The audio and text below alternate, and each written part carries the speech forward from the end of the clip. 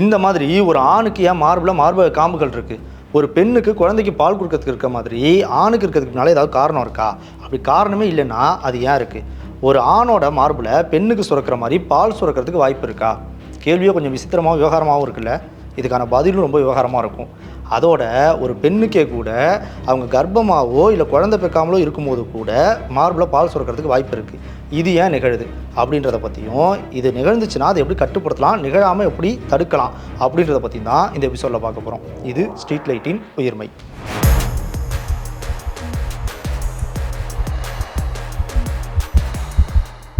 முதல்ல ஒரு ஆணுக்கு ஏன் மார்பக காம்புகள் இருக்குன்றதை பார்த்துருவோம். நாம் எல்லாருமே கருவாக வளர ஆரம்பித்த ஆரம்ப காலத்தில் ஒரு மனித உடல் எப்படி இருக்கணுமோ அந்த மாதிரி தான் அந்த கரு வளர ஆரம்பிக்கும். அப்படின்னா அதில் ஆண் பால் பெண் பால் அப்படின்ற இனத்தை பிரிக்கவே முடியாது. அதாவது ஒரு கரு வளர்ந்துக்கிட்டு இருக்க சில வாரங்கள் வரைக்கும் அது என்ன இனம், அது ஆணா பெண்ணா அப்படின்றத சொல்லவே முடியாது.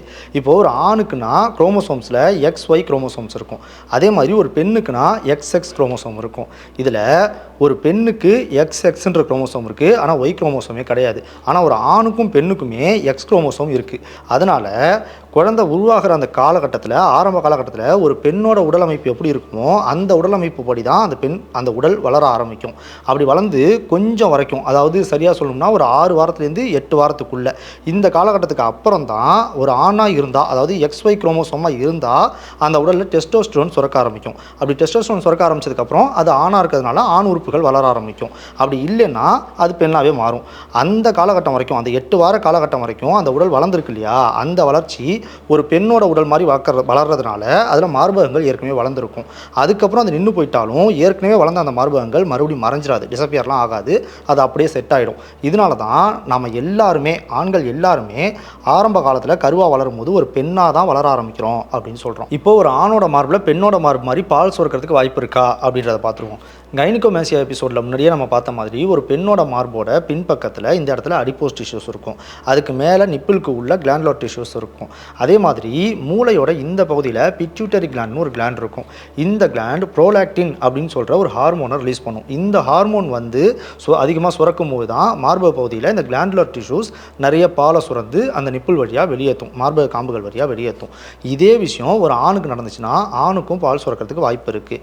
எப்படின்னா, இப்போ ஆணோட மார்பில் ஒரு பெண்ணோட மார்பில் பால் சுரக்கிறதுக்கு தேவையான எல்லா விஷயமும் ஒரு ஆண்கிட்ட இருக்குது. ஒரு ஆணுக்கும் பிட்யூட்டரி கிளாண்ட் இருக்குது. அதே மாதிரி அடிப்போஸ் டிஷ்யூஸ், உள்ளுக்குள்ளே அந்த கொழுப்பு திசுக்கள் இருக்குது. கிளாண்டுலர் டிஷ்யூஸும் வளர்கிறதுக்கான வாய்ப்பு இருக்குது. ஆணுக்கு டெஸ்டோஸ்டரோனுக்கு பதிலாக ஈஸ்ட்ரோஜனோ இல்லை ப்ரொஜெஸ்ட்ரோன் லெவல் அதிகமாகும் போது சுரக்கிறதுக்கான வாய்ப்பு இருக்குது. அதாவது கிளாண்டுலர் டிஷ்யூஸ் வளர்கிறதுக்கான வாய்ப்பு இருக்குது. இப்போதைய தேவை ஒரு ஆணுக்கு என்னென்னா, அந்த பிட்யூட்டரி கிளாண்ட் மூலமாக ப்ரோலாக்டின்ற அந்த ஹார்மோன் மட்டும் சுரக்கணும். அது சுரந்துச்சுனாலே பால் சுரக்கிறதுக்கான வாய்ப்பு இருக்குது. இந்த மாதிரி நிறைய ஆண்களுக்கு நடந்திருக்கவும் செஞ்சுருக்கு.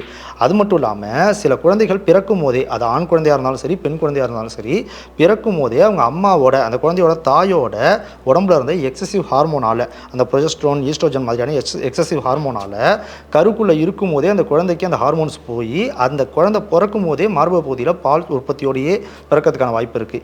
இது ஒரு சில வாரங்கள்லேயே நின்று போயிடும். அதே மாதிரி ஒரு குழந்தை அடல்ட் ஸ்டேஜ் அடையும் போது, பியூபர்ட்டி ஏஜ் அடையும் போது ஆண் குழந்தைகளுக்கு இந்த மார்பக காம்பு பகுதியில் ஒரு கட்டி மாதிரி வரும், பால் சுரக்கிறதுக்கான வாய்ப்பு இருக்குது. ஏன்னா அந்த ஸ்டேஜில், அந்த பியூபர்ட்டி ஸ்டேஜில் ஹார்மோனல் சேஞ்சஸ் நிறையா ஏற்படும், ஹார்மோன் இம்பேலன்ஸ் நிறைய நடக்கும்ன்றதுனால அந்த டைமில் பால் சுரக்கிறதுக்கான வாய்ப்பு இருக்குது. இதுவுமே கொஞ்ச காலத்திலேயே மறைஞ்சு போயிடும். ஆனால் இன்னும் சில விஷயங்களால் இந்த மாதிரி பால் சுரக்க ஏற்பட்டுச்சுன்னா அதை நிறுத்துறது தான் கொஞ்சம் கஷ்டம். எந்த மாதிரி விஷயத்தெல்லாம் ஏற்படலாம்னா, இந்த ப்ரோலாக்டின்ற ஹார்மோன் சுரந்தால் தான் பால் சுரக்கும் இல்லையா, அந்த ப்ரோலாக்டின்ற ஹார்மோனை பிட்யூட்டரி கிளாண்ட் தான் சுரக்கணும். அதுக்கு அந்த பிட்யூட்டரி கிளாண்ட் தூண்டப்படணும். அதை தூண்டுற விதமான சில செயல்பாடுகள் மூலமாக பால் சுரக்கிறதுக்கான வாய்ப்பு இருக்குது. எதெல்லாம் அதை தூண்டலான்னா, சில மெடிக்கேஷன் கண்டிஷனில், நம்ம உடல்லையே இருக்கக்கூடிய ஏதாவது ஒரு மெடிக்கேஷன் கண்டிஷனில் நாம் எடுத்துக்கிற வேறு ஏதாவது ஒரு விஷயத்துக்காக நாம் எடுத்துக்கிற மெடிசின்ஸ் இந்த பிட்யூட்டரி கிளாண்டை தூண்டுறது மூலமாகவோ, இல்லைனா இந்த பிட்யூட்டரி கிளாண்ட்லேயே டியூமர் இருக்கலாம், சில கட்டி இருக்கலாம். அப்படி கட்டி வந்துச்சுன்னா அது கேன்சராக தான் இருக்கும்னு அர்த்தம் இல்லை, கட்டியாக இருக்கும். அந்த மாதிரி கட்டி இருக்கும்போது பிட்யூட்டரி கிளாண்ட் அதிகமாக தூண்டப்பட்டு அது மூலமாகவும் இந்த ப்ரோலாக்டின் ஹார்மோன் சுரக்க ஆரம்பிக்கலாம். இல்லைனா ஒரு சில பேர் தங்களோட இந்த காம்பு பகுதியை அதிகமாக தொடர்ச்சியாக ஸ்டிமுலேட் பண்ணிக்கிட்டே இருப்பாங்க.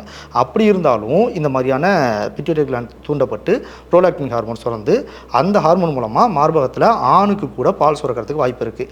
இப்போ நான் மேலே சொன்ன இந்த விஷயம் எல்லாமே ஒரு ஆணுக்கு தான் அப்படின்னு இல்லை, ஒரு பெண்ணுக்கு கூட இப்போ நான் மேலே சொன்ன எந்த விஷயம் நடந்தாலும் பால் இந்த மாதிரி அவங்க கர்ப்பமாக இல்லாத இல்லை குழந்தை பெற்றிருக்காத டைமில் கூட சுரக்கிறதுக்கு வாய்ப்பு இருக்குது. இந்த முறைக்கு தான், இப்படி பால் சுரக்கிற முறைக்கு தான் தேவையே இல்லாத நேரத்தில் ஒரு ஆணுக்கோ ஒரு பெண்ணுக்கோ பால் சுரக்கிற இந்த முறைக்கு கேலக்டோரியா அப்படின்னு பேர். இதுக்கான அறிகுறி என்னென்னா, மார்பக காம்பு பகுதியிலிருந்து லைட் ஒயிட்டில் ஒரு வெளிர் வெள்ளை நிறத்தில் ஒரு திரவம் மாதிரி வெளியேறலாம். கிட்டத்தட்ட அது பார்க்குறதுக்கு பால் மாதிரியே தான் இருக்கும். இது ஒரு பெண்ணுக்கு சுரக்கும் போது அது நார்மலாக அவங்க கர்ப்பமாகும் போதோ இல்லை குழந்தை பெற்றதுக்கப்புறமோ சுரக்கிற பால் மாதிரியானது தான் சொல்கிறாங்க. ஆனால் அதுவே ஒரு ஆணுக்கு சுரக்கும் போது அதில் உண்மையாகவே ஒரு பெண் குழந்தைக்கு ஊட்டுற பால் மாதிரியான நியூட்ரியன்ஸ் ப்ரோட்டீன்ஸ் இதெல்லாம் நிறைஞ்சதாக தான் அது இருக்கா, இல்லை சாதாரணமாக ஒரு திரவம் மாதிரி மட்டும்தான் வருதா அப்படின்றது இப்போ வரைக்கும் சரியாக தெரியலன்னு சொல்கிறாங்க. இப்படி கேலக்டோரியா இருந்துச்சுன்னா அது மார்பக பகுதியில் நம்ம கையை வைக்கும் போதோ இல்லை கையை வைக்காத நேரத்துலையோ அதிக ப்ரெஷர் மூலமாகவோ தானாகவே அந்த மாதிரியான மில்க் ப்ரொடக்ஷன், மில்க் வெளியில் வர்றது நடக்கலாம். இந்த மாதிரி ஒரு பிரச்சனை இருந்துச்சுன்னா அது ரொம்ப சுலபமாக ட்ரீட்மெண்ட் பண்ணி குணப்படுத்திட முடியும். பெரும்பாலானவங்களுக்கு ட்ரீட்மெண்ட்டே பண்ணாமல் கொஞ்ச காலத்திலேயே தானாகவே குணமாக இருந்திருக்கு. அப்படி தானாக குணமே ஆகலைங்கும் போது தான் நம்ம அதை ட்ரீட்மெண்ட் பண்ணுற மாதிரி வரும். எப்படிலாம் ட்ரீட்மெண்ட் பண்ணுவாங்கன்னா, இது ஏற்படுறதுக்கு என்ன காரணமோ அதை ட்ரீட்மெண்ட் பண்ணி குணப்படுத்துறது மூலமாகவே இதை குணப்படுத்திட முடியும். இப்போது ப்ரோலாக்டின்ற அந்த ஹார்மோன் அதிகமாக சுரக்கிறது தான் இதுக்கு முக்கியமான காரணம், பால் சுரக்கிறதுக்கான முக்கியமான காரணன்றதுனால அந்த ப்ரோலாக்டின் ஹார்மோன் அதிகமாக சுரக்கிறத கட்டுப்படுத்துறதுக்கான மெடிசன்ஸ் எடுத்துக்கிறது மூலமாகவே இதை குணப்படுத்திடலாம். ஒருவேளை உங்களுக்கு தொடர்ச்சியாக ஸ்டிமுலேட் பண்ணிக்கிட்டே இருக்கிறதுனால, மார்பக காம்புகளை ஸ்டிமுலேட் பண்ணிக்கிட்டே இருக்கிறதுனால அது நாம் செக்ஷுவல் ஆக்டிவிட்டிலையோ இல்லை செல்ஃப் எக்ஸாமின் பண்ணும்போதோ இல்லை நம்ம டைட்டாக கிளாத் போட்டு அந்த கிளாத் ஸ்டிமுலேட் பண்ணாலோ இந்த மாதிரி எந்த காரணத்தில் வேணாலும் அந்த ஸ்டிமுலேஷன் நடக்கலாம். அப்படி நடக்கும்போது தொடர்ச்சியாக நாம் ஸ்டிமுலேட் பண்ணுறோம் அப்படின்னா அந்த ஸ்டிமுலேஷன் நாம் தான் கட்டுப்படுத்தணும். இல்லை ஒருவேளை டைட்டாக கிளாத் போட்டு அது மூலமாக ஸ்டிமுலேட் ஆகுது அப்படின்னா கிளாத்ஸை கொஞ்சம் லூஸாக வியர் பண்ணுறதுக்கு பழகிக்கணும். அதுவும் இல்லை செல்ஃப் எக்ஸாமின் அதிகமாக பண்ணிக்கிட்டே இருக்கோம் அதனால நடக்குது அப்படின்னா செல்ஃப் எக்ஸாமின் பண்ணுற அந்த காலகட்டத்தை இன்னும் கொஞ்சம் நீட்டிச்சுக்கலாம். ஒரு மாதத்துக்கு ஒரு தடவையோ 2 தடவையோ மட்டும் செல்ஃப் எக்ஸாமின் பண்ணிக்கலாம். அடிக்கடி தொடர்ச்சியாக அதை பண்ணிக்கிட்டே இருக்கிறத தவிர்த்தரலாம். இதே மாதிரி நமக்கு ஹைப்போ தைராய்டிசம் அப்படின்ட்டு ஒன்று இருக்குது. அப்படின்னா நம்ம உடலுக்கு எவ்வளோ தைராய்டு தேவையோ அந்த அளவை விட ரொம்ப கம்மியான அளவில் நம்ம தைராய்டு கிளாண்ட் தைராய்டை சுரக்கும் போது அது இந்த மாதிரி ப்ரோலாக்டின் அதிகமாக சுரக்க வச்சு மார்பகத்தில் பால் சுரக்கிறதுக்கான வாய்ப்பு இருக்குது. அந்த ஹைப்போ தைராய்டிசம்க்கு ட்ரீட்மெண்ட் பண்ணுறது மூலமாகவும் இதை நம்மளால் சரி பண்ணிட முடியும். அதே மாதிரி நம்ம உடலில் உள்ள வேறு சில பிரச்சனைக்கு தொடர்ச்சியாக மெடிசின்ஸ் எடுத்துக்கிட்டு இருப்போம். அந்த மெடிசனோட பக்க விளைவாக இந்த மாதிரி ப்ரோலாக்டின் ஹார்மோன் அதிகமாக தூண்டப்பட்டிருக்கு, அதிகமாக சுரக்குது அப்படின்னா ஒன்று அந்த மெடிசனை நிறுத்திடலாம். அந்த மெடிசன் நிறுத்த முடியாத சூழல் வரும்போது அந்த மெடிசனை கொடுத்த டாக்டர்கிட்ட போயிட்டு அதுக்கு பதிலாக மாற்று மருந்தை வேறு ஒரு மெடிசனை ப்ரிஃபர் பண்ணுவாங்க, அதை வாங்கி பயன்படுத்த ஆரம்பிக்கலாம். இதெல்லாம் இல்லாமல் நான் முதல்ல சொன்ன மாதிரி அந்த பிட்யூட்டரி கிளாண்டில் டியூமர் வந்துருச்சு அப்படின்னா அது கேன்சராக இருக்கிறதுக்கு வாய்ப்பு ரொம்ப ரொம்ப கம்மி. அதனால் அது கேன்சராக இல்லைங்கும் போது ரொம்ப சுலபமாக மெடிசன்ஸ் மூலமாகவே அதை ட்ரீட்மெண்ட் பண்ணிட முடியும், அந்த கட்டியை கரைச்சிட முடியும். சில நேரங்களில் மட்டும் அப்படி மெடிசன் மூலமாகவே அதை கரைக்க முடியலன்ற சூழல் வரும்போது சர்ஜரி பண்ணி அந்த கட்டியை ரிமூவ் பண்ணுறதுக்கான தேவை ஏற்படும். அப்படி அந்த சர்ஜரி பண்ணியோ இல்லை மெடிசன் மூலமாகவோ அந்த கட்டியை நீக்கிறது மூலமாகவும் இந்த கேலக்டோரியா பிரச்சனைலேருந்து நம்ம தப்பிச்சிடலாம். ஸோ இந்த மாதிரியான பிரச்சனை உங்களுக்கு இருக்குன்னா நீங்கள் ஆணாக இருந்தாலும் சரி பெண்ணாக இருந்தாலும் சரி வெக்கப்படாமல் அதுக்கான டாக்டரை போய் உடனடியாக பார்த்துருங்க. ரொம்ப சுலபமாக சரி பண்ணக்கூடிய ஒரு விஷயந்தான் இது.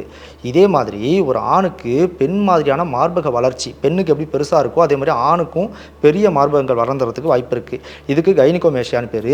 இதுக்கு எப்படி ட்ரீட்மெண்ட் பண்ணி இதை சரி பண்ணுவாங்கன்றதை பற்றி நாம் ஏற்கனவே ஒரு உயிர்மை எபிசோடில் பேசியிருக்கோம். அந்த எபிசோடோட லிங்க் இந்நேரம் இந்த கார்டில் வந்திருக்கும். இதை பார்த்து முடிச்சிட்டிங்கன்னா இதை கிளிக் பண்ணி பார்த்துருங்க. அடுத்த வாரம் புதன்கிழமை 6:30 மணிக்கு இன்னொரு உயிர்மை எபிசோட சந்திப்போம். அது வரைக்கும் ஸ்ட்ரீட் லைட் சேனலோட இணைஞ்சிருங்க.